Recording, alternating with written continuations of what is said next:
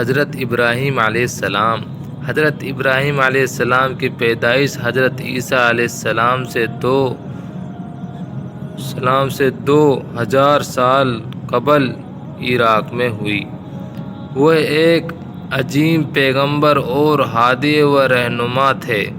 قرآن کریم میں 39 جگہ ان کا تذکرہ آیا ہے اور مکی و مدنی دونوں طرح کی صورتوں میں انہیں دین حنیفی کا داعی حضرت اسماعیل علیہ السلام کے والد محترم، عرب کے جد امجد، بیت اللہ شریف کی تعمیر کرنے والا اور عرب قوم کا ہادی و پیغمبر بتایا گیا ہے۔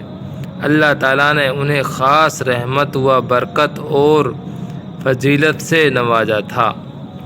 ان کے بعد آنے والے سارے انبیاء انہی کی نسل میں پیدا ہوئے، اس وجہ سے وہ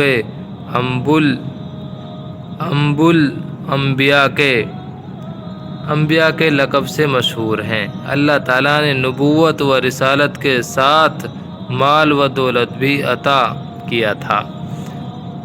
سخاوت و دریا دلی اور مہمان نوازی میں بہت مشہور تھے۔